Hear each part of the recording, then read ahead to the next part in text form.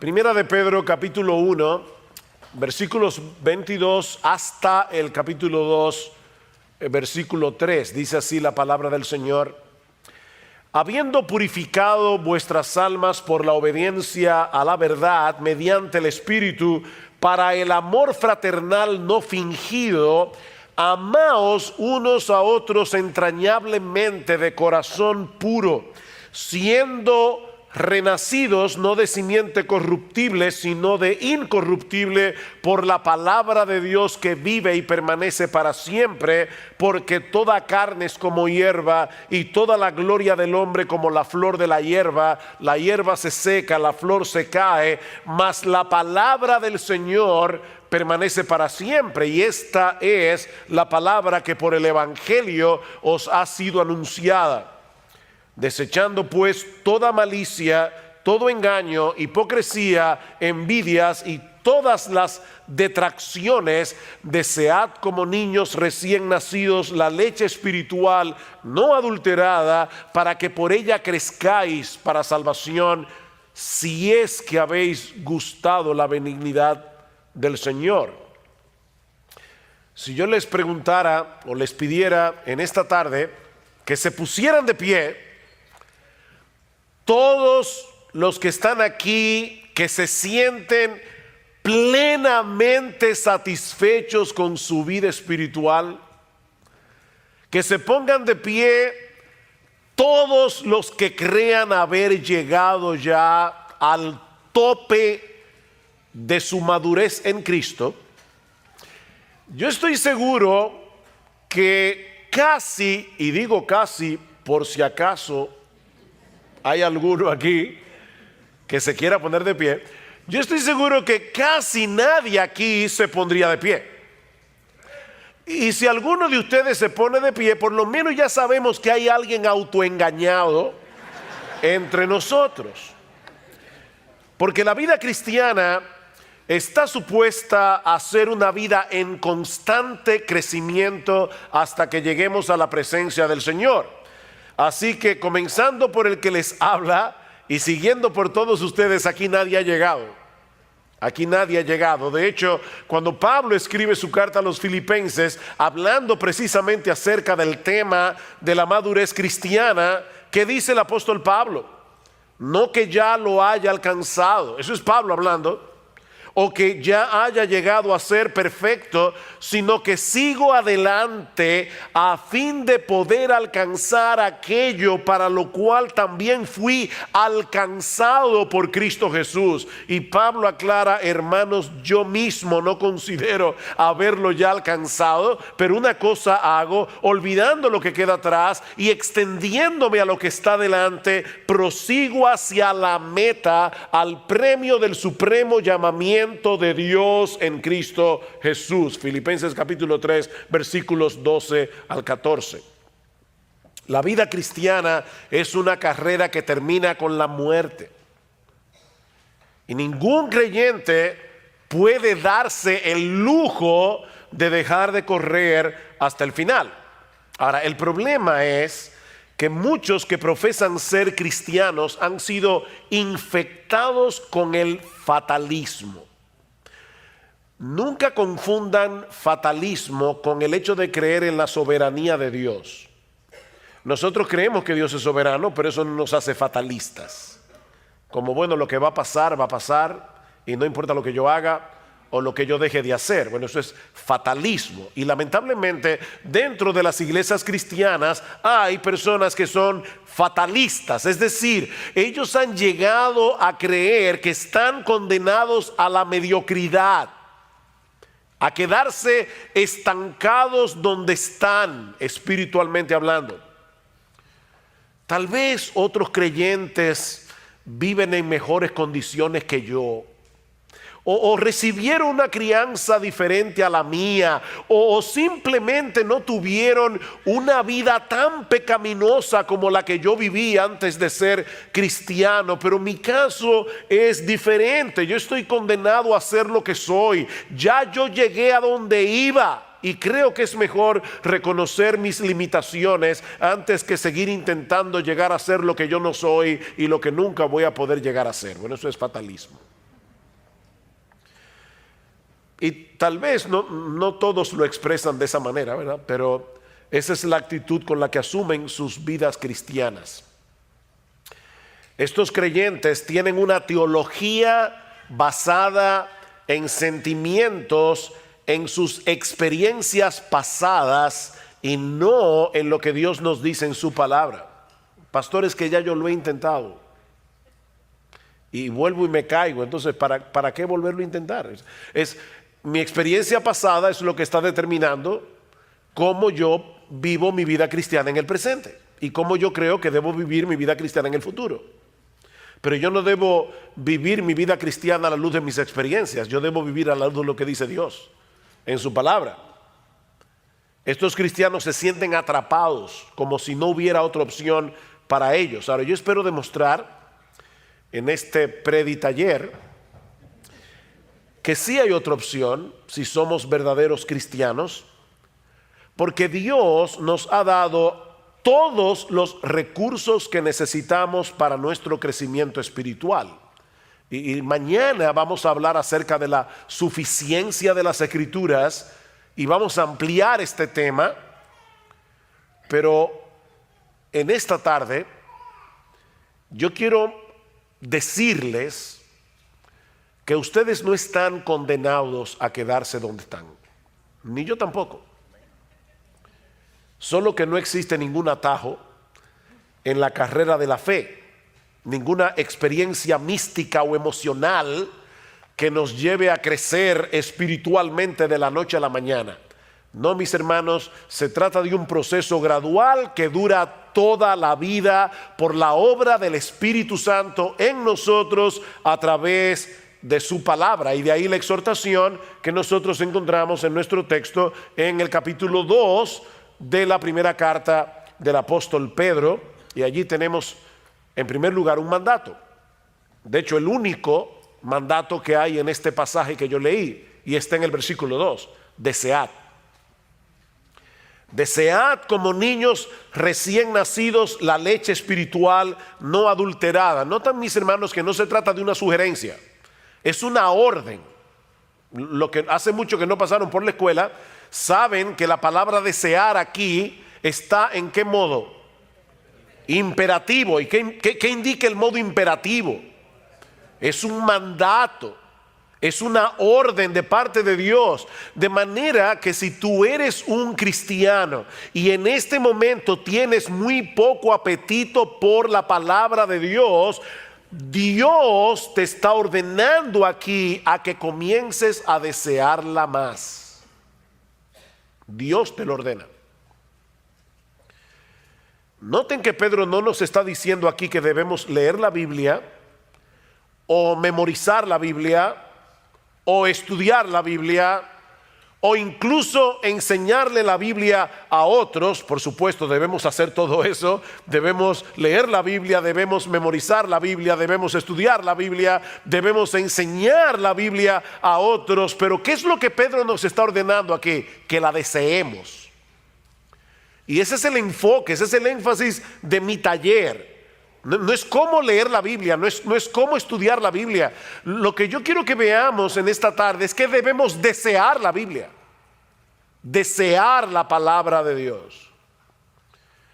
Esta palabra transmite la idea de algo que se anhela fervientemente, algo que deseas con tal intensidad que ninguna otra cosa de este mundo sería capaz de satisfacer ese anhelo. El anhelo por la Biblia. Se trata de algo que percibes como una necesidad tan vital como el aire que respiras. De ahí la analogía o la comparación que usa Pedro. ¿Cómo debemos desear la leche espiritual de la palabra?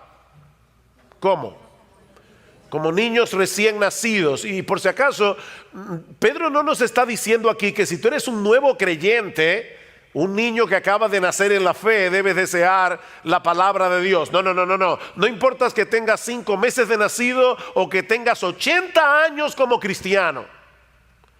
Todo creyente debe desear la leche espiritual no adulterada, como los niños recién nacidos desean la leche materna. No es que Pedro esté hablando de nuevos creyentes. No, él está diciendo a todos los cristianos deben desear la palabra de Dios como los niños recién nacidos desean la leche espiritual. Los niños nacen con un dispositivo puesto por Dios que los lleva a desear la leche materna como ellos no desean ninguna otra cosa de este mundo.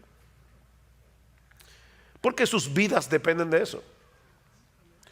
Por eso alguien decía que los niños vienen de fábrica con un desorden obsesivo compulsivo por la leche materna. Un desorden obsesivo compulsivo. Ellos no quieren otra cosa. Y ustedes ven que da risa porque las madres se preocupan mucho por el color de la frazada con el que ellas envuelven al bebé mientras los lactan. ¿Verdad? Bueno, por lo menos en República Dominicana. Sobre todo si hay visita en la casa. Y ellas quieren que hasta eso se vea bien, ¿verdad? La frazada. Pero créanme, los niños recién nacidos no tienen ningún interés por la frazada. A ellos no les importa de qué color es, no les importan los animalitos que la abuelita le bordó. Ellos quieren leche, la leche de la mamá. No les interesa otra cosa. Tú le puedes ofrecer un peluche sumamente llamativo, pero ellos no quieren un peluche, ellos quieren leche. Y tienen una alarma horrible para que no se te olvide. Hace mucho oí la historia de un señor que tenía muchísimas deudas y alguien le preguntó, ¿y cómo tú duermes por las noches debiendo tanto dinero? Y dice, yo duermo como un bebé. De verdad, dice, sí, despierto cada 3 horas llorando, porque eso es lo que hacen los bebés. Los bebés despiertan cada 3 horas. Yo no sé por qué la gente dice dormir como un bebé y los bebés duermen. Eso es como una alarma ahí. Y comienzan grita y grita y grita hasta que la mamá les da la leche. Es un desorden obsesivo compulsivo que tienen los bebés. Bueno, hermanos, Pedro nos está diciendo en este texto que es así como tú y yo debemos desear la Biblia. Oh, wow. Ya como que no da mucha risa, ¿verdad? Pedro nos está diciendo, ¿tú eres un cristiano? Desead como niños recién nacidos la leche espiritual no adulterada. Como los niños desean la leche de la mamá. Dice el salmista en el Salmo 19, versículo 10, que la palabra de Dios era para él más deseable que el oro, que mucho oro afinado, y era para él más dulce y más dulce que la miel que destila del panal. Y lo mismo expresa el autor del Salmo 119. Algunos creen que el autor del Salmo 119 era Esdras, el escriba. Pero sea quien haya sido el autor del Salmo 119, mis hermanos, este hombre escribió un poema de amor dedicado a la Biblia.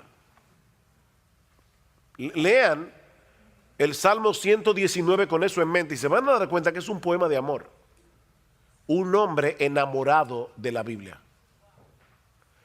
Y solamente por citar algunos textos del Salmo 119, versículo 16, me deleitaré en tus estatutos y no olvidaré tu palabra. Versículo 20, quebrantada está mi alma, anhelando tus ordenanzas en todo tiempo. Versículo 47, me deleitaré en tus mandamientos, los cuales amo. Versículo 72, mejor es para mí la ley de tu boca que millares de piezas de oro y de plata. Versículo 97, oh cuánto amo tu ley, todo el día es ella mi meditación. Versículo 131, abrí mi boca y suspiré porque anhelaba tus mandamientos. Versículo 162, me regocijo en tu palabra como quien haya un gran botín. Eso es desear como niños recién nacidos la leche espiritual no adulterada. Y créame, tuve que seleccionar algunos textos del Salmo 119. Ahora, yo sé que el fatalista que hay en ti dice que eso no es posible. Nadie puede darle una orden a mis deseos para que yo desee lo que ahora no deseo. Es como pedirle a un paralítico que camine. Él no puede caminar por más que tú se lo ordenes, porque él tiene un problema que le impide caminar. Bueno, depende de quién se lo ordene. Porque en Juan capítulo 5 nosotros encontramos la historia de un paralítico que tenía 38 años sin poder caminar, pero Jesús le ordenó que caminara. ¿Y saben qué pasó? Él caminó. Así que sí, se le puede dar una orden a un paralítico para que camine, depende de quién se la dé. Porque si es Jesús, camina. Y es Dios el que nos está dando la orden de que deseemos su palabra. Esa es la diferencia que hay entre la ley y el evangelio. En el evangelio hay mandamientos, lo mismo que en la ley. La diferencia es que el mandamiento te da, que el evangelio te da los recursos que la ley no te da para que tú puedas obedecer los mandamientos. Esa es la diferencia. Hay un poema de Juan Bunyan que ilustra perfectamente este contraste entre la ley y el evangelio. Voy a traducir libremente el poema, pero en inglés lo que dice es, yo sé que muchos de ustedes conocen inglés, dice, Run, John, run, the law commands, but give us neither feet nor hands. Far better news the gospel brings, it bids us fly and give us wings. ¿Qué es lo que dice Bunyan? Corre, Juan, corre, la ley ordena, pero no nos da ni pies ni manos. Una noticia mucho mejor nos trae el evangelio, porque nos invita a volar y nos da alas. Nos invita a volar y nos da alas. No sé cuántos de ustedes han leído las Confesiones de Agustín. De verdad, deberían leerla. No es un pecado mortal no leerla, es venial, pero deberían leerla.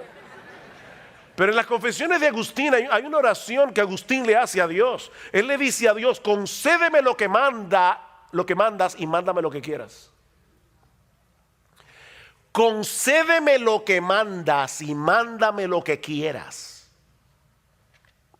Somos nosotros los que debemos obedecer los mandamientos de Dios. Somos nosotros los que debemos usar los medios de gracia que Él nos ha provisto para crecer espiritualmente, como leer la Biblia, por ejemplo. Pero de antemano nosotros sabemos que no vamos a poder avanzar ni un solo paso en nuestra vida cristiana si no es en dependencia del Espíritu Santo. Así que no te quedes paralizado donde estás. Reconoce tu impotencia delante de Dios, pero clama por su ayuda y amparado por la fe en sus promesas, sigue corriendo. Señor, yo no tengo en este momento mucho apetito por leer tu palabra. Díselo al Señor. De hecho, Él ya lo sabe porque Él conoce tu corazón. Señor, yo no tengo mucho apetito en este momento por leer tu palabra, al menos no con ese desorden obsesivo compulsivo con el que los niños recién nacidos desean la leche de su mamá. Pero yo te ruego, Señor, que abras mis ojos para que yo pueda ver las maravillas de tu ley, porque esa es una de las cosas que te van a llevar a desearla más. Cuando tú veas las maravillas que están encerradas en este libro, Señor, yo te ruego que me lleves a anhelarla más que a millares de oro y plata. Mientras tanto, Señor, por la fe yo voy a leer tu palabra, aunque ahora no la desee, porque yo sé que es por medio de ella que tú vas a hacer la obra en mí de desearla. O sea, fíjate lo que estoy diciendo. No te estoy diciendo, bueno, pues quédate sin leer la Biblia, dedícate a orar hasta que te venga el deseo. No, lo que te estoy diciendo es, confiésale a Dios tu deseo, tu falta de deseo, pídele que te haga desearla, y comienza a leerla, porque es a través de la lectura de su palabra que Dios te va a dar el deseo por la Biblia. Y eso nos lleva a nuestro segundo encabezado del texto. Pedro no se limita a darnos una exhortación o un mandamiento para que deseemos la Biblia, la leche espiritual no adulterada, sino que también nos da una muy buena razón para hacerlo. Si ustedes notan el versículo 1 del capítulo 2, dice, desechando, ¿qué? Pues, desechando pues. ¿Ustedes recuerdan lo que decía Josías esta mañana de que porque la Biblia es inspirada, cada palabra cuenta? Bueno, aquí hay un pues que no está de más. De hecho, no sé cuántos de ustedes tienen la Biblia de las Américas. ¿Quiénes tienen aquí la Biblia de las Américas? Ok, ¿cómo comienza el capítulo 2? Porque no comienza de esta forma. ¿Cómo comienza? Por tanto. Exacto, comienza con un por tanto. ¿Qué quiere decir eso? Que lo que Pedro va a decir ahora acerca del deseo que debemos tener por la palabra está conectado con lo que él ha venido diciendo antes. Por eso yo comencé a leer desde el versículo 22 del capítulo 1, porque ese es el contexto del pasaje. ¿Qué dice Pedro? Versículo 22 del capítulo anterior. Habiendo purificado vuestras almas por la obediencia a la verdad mediante el Espíritu para el amor fraternal no fingido, amaos unos a otros entrañablemente de corazón puro, siendo renacidos o habiendo nacido de nuevo, no de simiente corruptible, sino de incorruptible, por medio de la palabra de Dios que vive y permanece para siempre. Por tanto, desechando toda malicia, ¿ven el punto? La conexión. Fue por el poder de la palabra que Dios impartió en nosotros una nueva vida, dice Pedro, al punto de ser capaces de amarnos unos a otros con un amor sincero de hermanos. O sea, la palabra de Dios es tan poderosa. Palabra, nuestros corazones fueron purificados, nuestros corazones fueron libertados de la esclavitud del pecado, fueron libertados del orgullo, fueron libertados del egoísmo. ¿No es eso lo que nos impide amar a los demás? Bueno, Pedro dice, fue por la palabra que ustedes fueron purificados de esa manera, para que se puedan amar.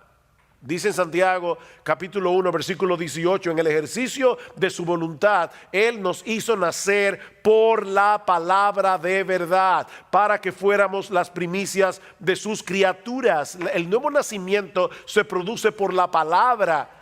¿Qué debemos hacer ahora? Alimentarnos de esa misma palabra que nos dio vida.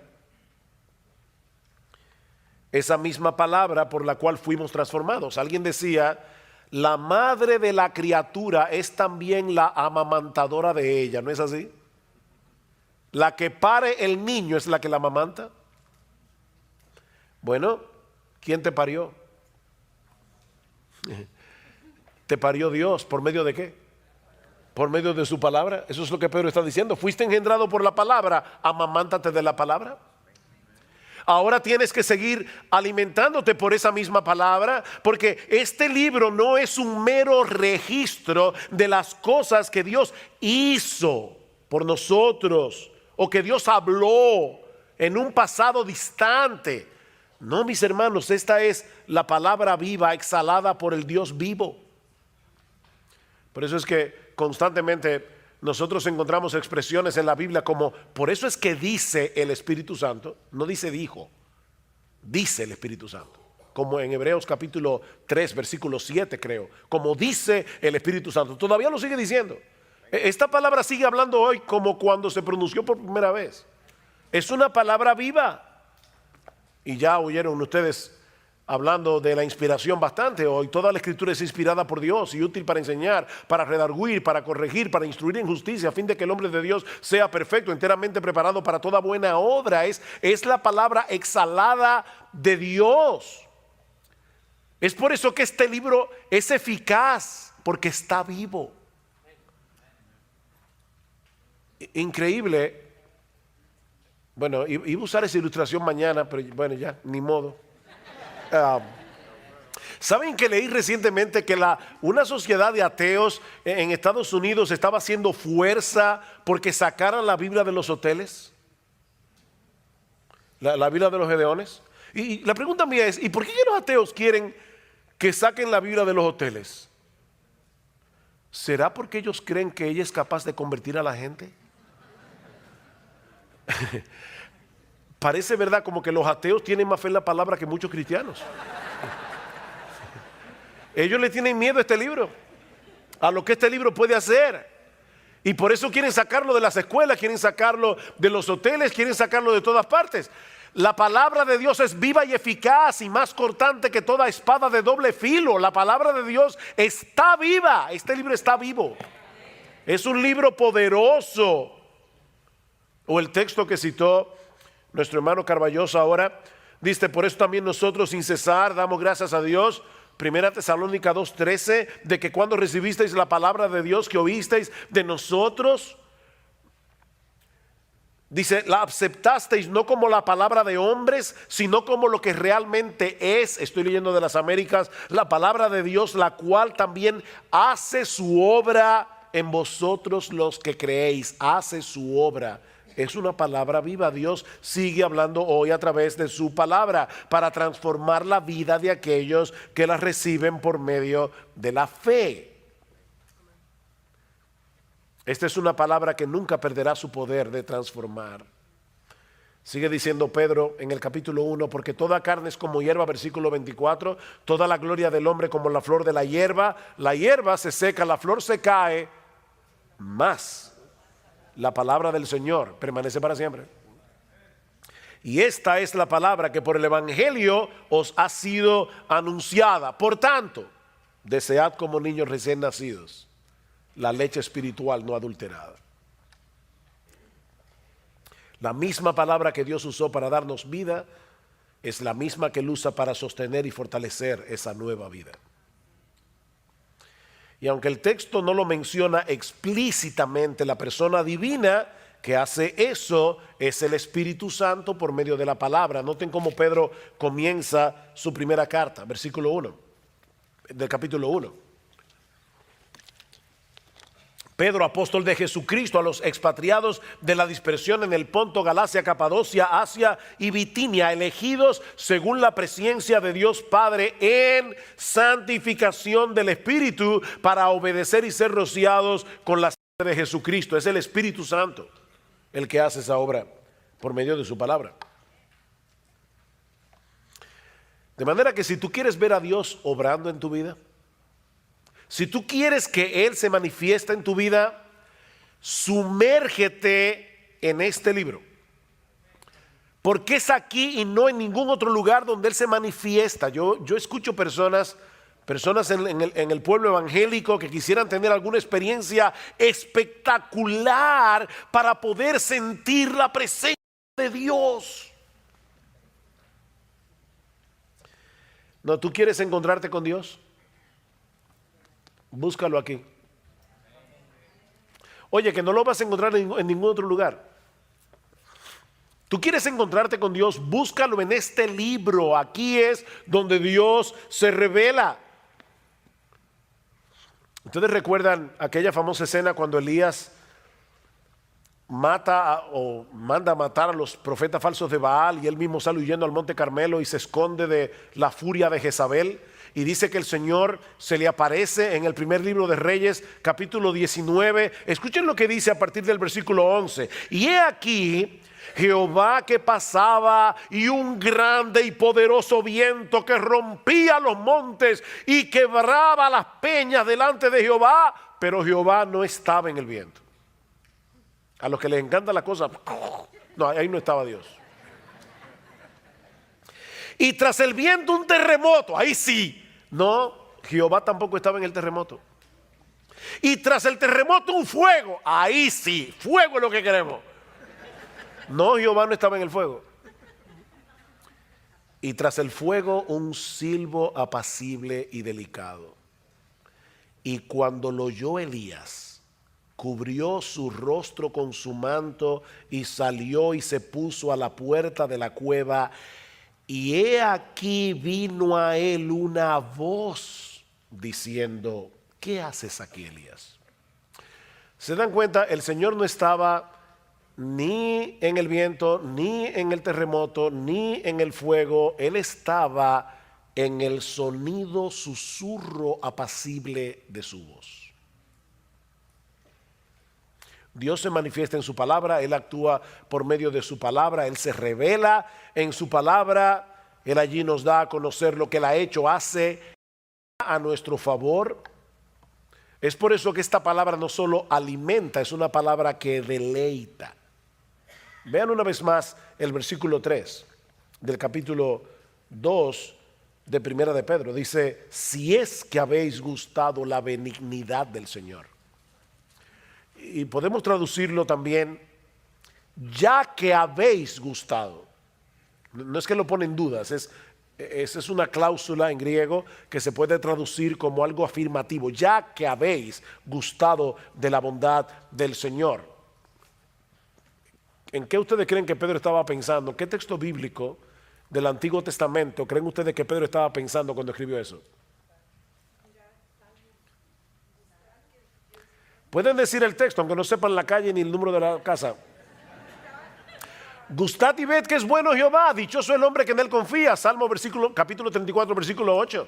Probablemente Pedro estaba pensando en eso. Gustad, probad que Dios es bueno, es dichoso el hombre que confía en un Dios tan bueno como nuestro Dios.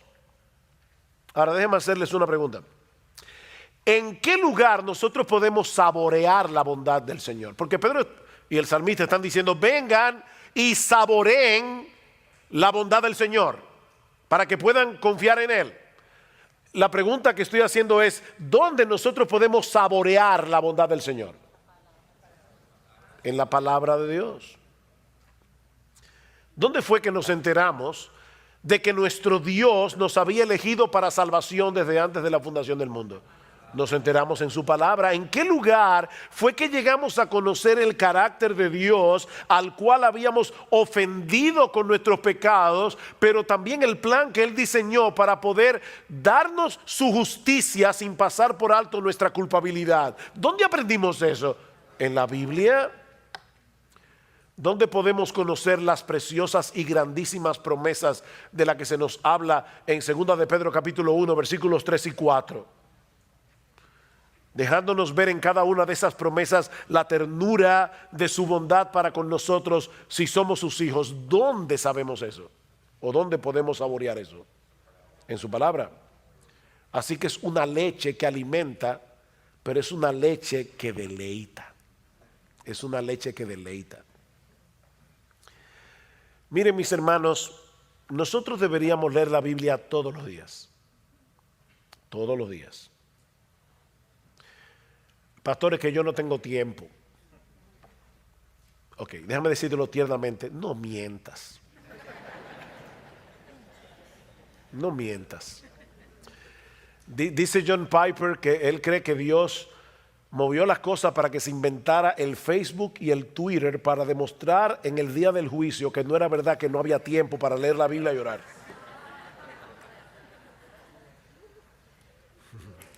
No mientas. No hay tiempo.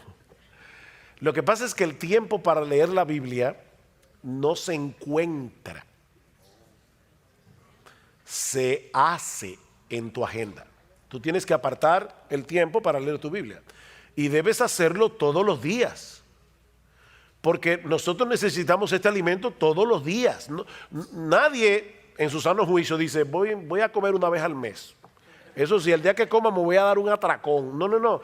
Tú comes todos los días, 3 veces al día. Bueno, tú debes leer la Biblia todos los días. De verdad, todos los días. Si se puede leer la Biblia todos los días. Se puede. Pero no lo hagas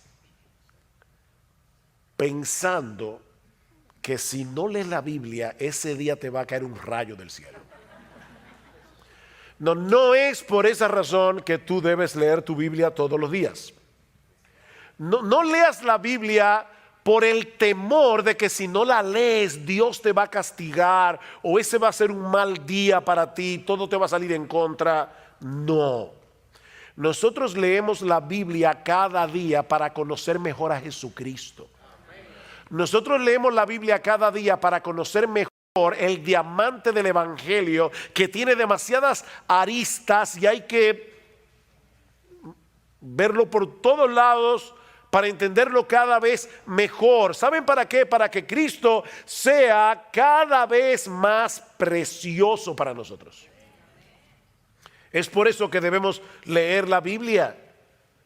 Porque toda esa bondad que nosotros hemos gustado de parte de Dios y que se encuentran en su palabra, han venido a ser nuestras únicamente por causa de Él. Me encanta como lo dice Pablo en el capítulo 1 de la segunda carta a los Corintios. Noten lo que dice en el versículo 20. Porque todas las promesas de Dios son en Él sí y en Él amén, por medio de nosotros para la gloria de Dios.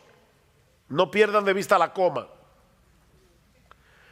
Pablo no está diciendo que todas las promesas de Dios son en el sí, en el amén. No, en Él sí, coma, y en Él, amén, en quien todas las promesas de Dios son sí y amén, en Cristo Jesús. Sin Cristo nosotros no tendríamos derecho a apropiarnos de ninguna promesa bíblica. Así que cada vez que tú leas una promesa en la Biblia, aunque esté en el Antiguo Testamento, piensa en Jesús. Jehová es mi pastor, nada me faltará. Wow, qué hermoso. Bueno, esa promesa no es para ti si tú no estás en Cristo. Y por lo tanto, esa promesa habla de Cristo. Cualquier promesa que haya en la Biblia son en Él sí y en Él amén. Por lo tanto, ¿por qué tú debes leer la Biblia todos los días? Para enamorarte más de Jesús, que hace posible que Dios te trate con bondad y no con juicio, ya que habéis gustado la benignidad del Señor, la bondad del Señor. Por eso es que debes desear como niño recién nacido la leche espiritual no adulterada, porque esa bondad la gustas aquí es donde se gusta esa bondad. Porque es aquí que nos muestran a Cristo como el mediador que hace posible que todas las promesas de Dios sean sí y amén para nosotros.